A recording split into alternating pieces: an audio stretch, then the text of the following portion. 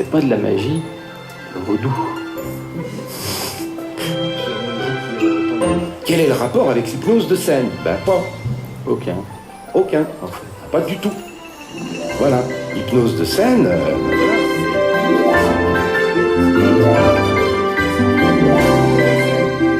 Donc l'idée, c'est d'allier l'hypnose thérapeutique et la PNL avec de la magie. Et cette magie que nous allons utiliser, c'est une magie dont le but est de susciter, de créer une émotion, un changement.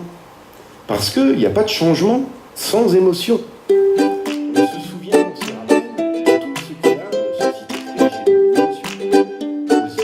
Ça a pris une dimension, après c'est devenu comme une façon de faire de l'hypnose thérapeutique normale, sauf qu'on a incorporé dedans tout au long, ou parfois juste à la fin quand c'est pour l'anamnèse, on verra ça tout à l'heure, des effets qui seront normalement réservés au divertissement ou à l'émerveillement, pour montrer à la personne, voilà, ce qu'on vous explique en psychologie, d'habitude on le dit, puis on ne peut pas le montrer, puisque c'est de la psychologie, ça se voit pas. Et là, grâce à la magie, on pouvait le montrer. Alors, c'est pas de la magie.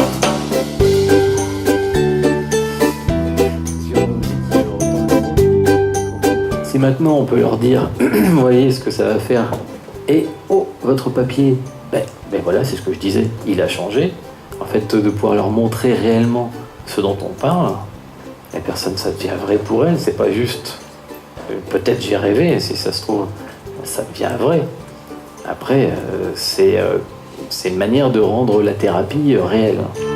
On pourrait bien faire ça avec n'importe quoi.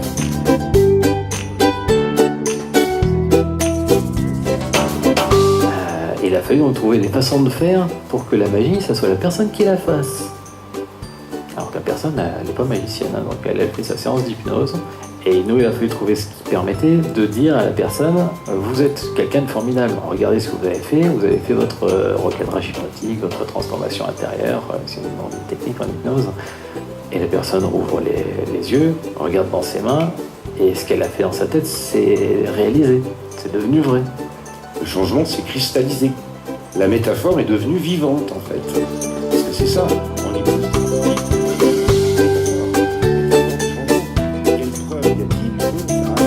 c'est pas fait pour les magiciens. Le magicien, il va rien apprendre en termes de technique magique, sauf s'il veut devenir thérapeute. Nous, on a laissé dans le livre que les choses qui se faisaient avec zéro manipulation. Il suffit d'avoir 3 techniques de base et vous allez décupler ce qu'on a présenté dans le livre. On a plein d'idées pour ça. Parce qu'on le dit en formation, il faut que les rêves deviennent réalité. Est-ce que tu as su ramener ton rêve? Ben, on avait des cartes blanches, hein. Je sais pas si tu es au courant. Vas-y, vérifie quand même. Oh, trop forte! Comment t'as fait?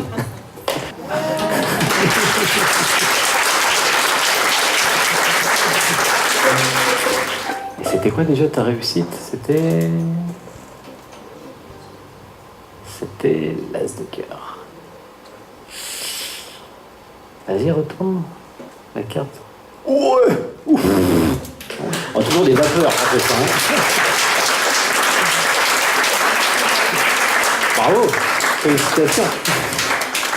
Génial. Et puis la séance se termine et je lui dis, ce serait bien que tu gardes cette carte un peu comme une carte magique. En fait, comme si c'était ta belle carte magique à toi. Alors regarde, cette carte, elle a quand même une particularité. C'est qu'elle est réellement magique, cette carte. Elle colle à mon doigt, tu vois, mais elle colle à mon doigt, mais elle entre aussi en lévitation. Voilà, sous les yeux du petit garçon. Hop, après on lui rend la belle carte. C'est bien. Main sur le cœur, ton souffle qui est allumé à l'intérieur, vas-y. Main sur le cœur, souffle. Waouh, superbe soirée, monsieur. Bravo. Il faut le reprendre parce que vous n'avez pas laissé ça devant tout le monde. Oui. Il y a du monde là. Allez-y, voilà. Bon. Wow, c'est sympa ça. Je peux en avoir moi? Oui. Vas-y. Wow. C'est bon. Ah non. Ah oui. Attends, je vais le redonner. Ah oui.